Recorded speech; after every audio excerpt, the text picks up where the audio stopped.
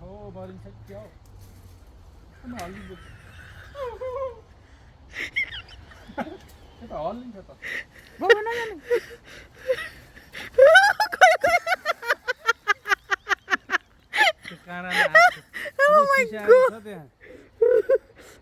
काटेन अब आउनु फर्केर त बिलिभ गरेको थिएँ कि हल्लिन्छ म त्यो हुन्छु भनेर म यहीँ झर्छु भने अब हिँडेरै आउनु हिँड्दै आइज तलबाट हुन्न फेरि चिप्लिन्छ नहर्नु खुट्टा चिसा भयो नहर्नु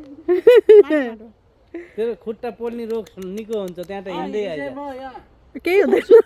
अहिले हिँड्दा हिँड्दै सुक्छ अब किन भए फुफु गरिदिनु पर्यो म त्यही मलाई थाहा थियो कि 100% म त्यही हुन्छु भन्ने त्यो त नजानु भयो काँडा साँडा खसे हुन्छ तर त धेरै पर गइस् म यहीँ खस्छु भने थिएँ तर त्यहाँ पुगिस् भाउ म यहाँबाट खस्ने हेर ईश्वर दाइ यहाँबाट धन्न दुईटा खुट्टा यता उता भएन कस्तो मजाले कस्तो मिठो पानी छ